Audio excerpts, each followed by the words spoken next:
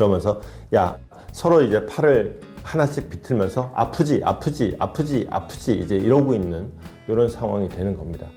다만 모두가 얘기를 합니다. 얘들이 끝까지 가지는 않을 거다.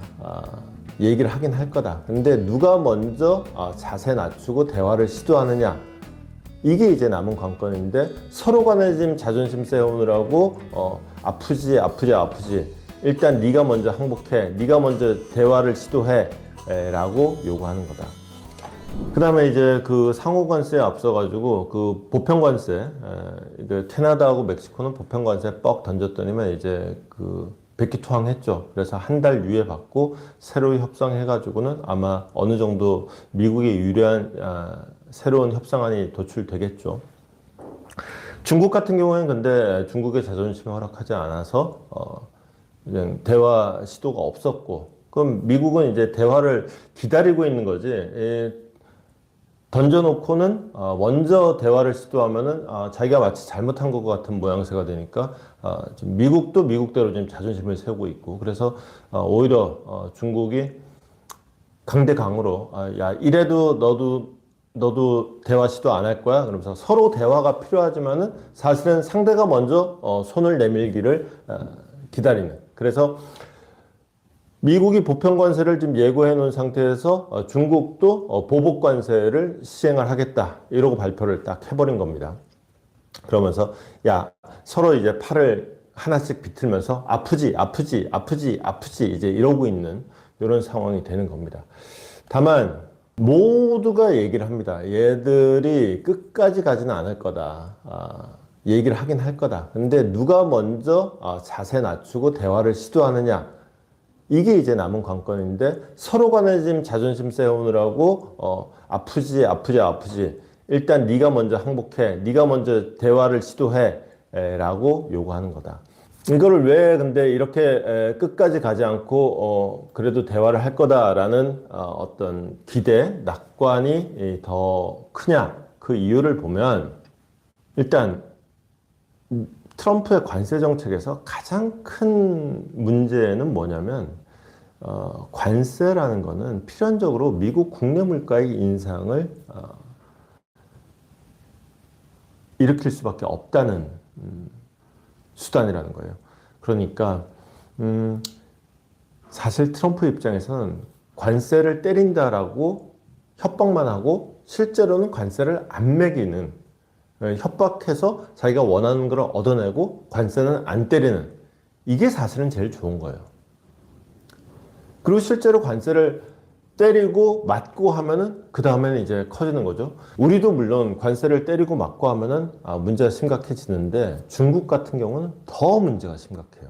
중국 같은 경우에는 지금 우리가 중국이 여전히 AI도 딥시크도 만들었다 했었고, 저기 반도체에서 삼성의 기술력을 쫓아와 갖고 이제 삼성이 범용 D램 반도체 갖고도 장사하기 힘들어졌고, 이런 얘기를 하긴 하지만 실제로 중국 내부에서 문제가 심각해요.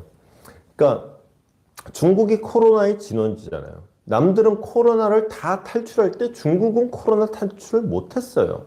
그러다 보니까 남들은 그냥 보복 소비 그러면서 경제가 확 풀릴 때 중국은 여전히 경제가 안 풀렸고, 그러다가 남들이 다시 죽으면서 중국은 풀리지도 않은 채로 그대로 그냥 침체기로 쭉 가는, 이러다 보면 중국 같은 경우에는 기업들이 잘 나갈 수 있는 힘이 뭐냐, 국가적으로 그냥 밀어주잖아요. 물론 중국 중앙정부가 밀어주는 것도 있겠지만은 사실 중국의 지방정부들이 사실은 하나하나가 어마무시한 경제 주체들이란 말이에요. 근데 중국 지방정부가 무슨 돈으로 그걸 하냐, 쉽게 얘기해서 땅 장사로 그걸 한단 말이에요.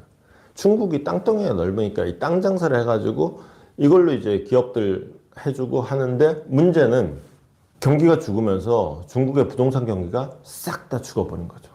부동산 경기가 죽어버리면 중국 지방정부도 돈이 없고, 그러면은 기본적으로 이거 갖고 이걸 씨앗돈으로 해가지고 중국 경제 전체가 돌아갔었는데, 이게 막히면은 중국 정부 전체가 기름 없이, 윤활유 없이 기계 돌리는 거랑 똑같아요. 삐걱삐걱 엄청 시끄럽고 덜그락거리고 잘 안 돌아가고 걸핏하면 고장나고, 그게 사실은 지금 중국 경제의 민낯이에요.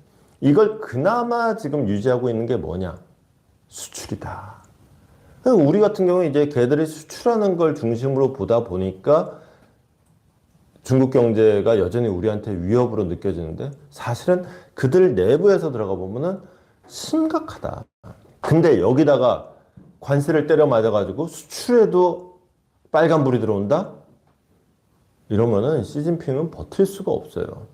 그러니까 이제 트럼프는 그 모든 걸 잘 아는 거지. 그러면서 팔 비틀어 놓고 사실은 시진핑도 보복 관세를 때린다고 하는데 사실은 시진핑은 팔을 비트는 게 아니라 손가락 하나를 비트는 정도, 손가락을 꺾는 정도다 그러면은 이제 지금 트럼프는 시진핑의 팔을 꺾는 그러고 이제 서로 힘겨루기를 하고 있는 이런 형국이 되는 거죠. 실제로도 미국이 중국에 때린다는 거는 보편 관세고 중국이 미국에 때린다고 하는 거는 그거는 일부 몇몇 품목에 대해서 선별적으로 때리고 있는 거예요. 다만 요걸 좀 더 효과를 높이기 위해서 특정 기업들을 대상으로 이제 몇 개 못 살게 구는 것들이 좀 있죠. 여기서 힘겨루기의 결과가 어떻게 나오느냐의 문제이긴 할 텐데 궁극적으로 이 싸움이 길어진다 그러면은 미국으로서도 그 내부에서 문제들이 좀 나오긴 시작할 겁니다. 이게 실제로 물가에 영향을 미치는 수준이 되면은 중국은 정말 내부에서 심각한 문제 제기가 올라왔을 때 지금까지 몇 번의 위기가 있었어요. 시진핑도 마찬가지였어요. 그럴 때 정말 살벌하게 찍어 눌러버립니다. 야, 이쯤 되면은 일반적인 민주국가에서는 정부에서 사과 성명 발표하고 뭐 내지는 더 심하면 정권이 교체되고 이럴 위기가 몇 번 있었어요. 근데 시진핑은 그런 거 없습니다. 그냥 단호하게 찍어 내립니다. 근데 이제 미국에서는 못 그러죠. 미국에서는 특히나 물가같이 민감한데 물가가 치솟는다. 그러면 일단 정치가 불안해집니다. 그 상황에서 정치적인 이슈 하나가 빵 터진다. 그러면 이제 굉장히 위험한 상황이 될 수 있다는 거. 아주 장기전으로 가면은 그런 어떤 단기적으로는 지금 사실은 중국이 더 위험하다. 근데 장기적으로 가면은 민주정치 체제를 유지하고 있는 쪽이 더 불리한 싸움이 될 수도 있다. 요 이제 힘겨루기의 또 다른 이면에는 또 이런 사정도 작용하고 있는 것이 아닌가. 저는 그렇게 지금 사태를 보고 있습니다. 어쨌거나 손가락 꺾고 있는 시진핑, 손목 꺾고 있는 트럼프의 힘대결 국면으로 저는 이해하고 있습니다.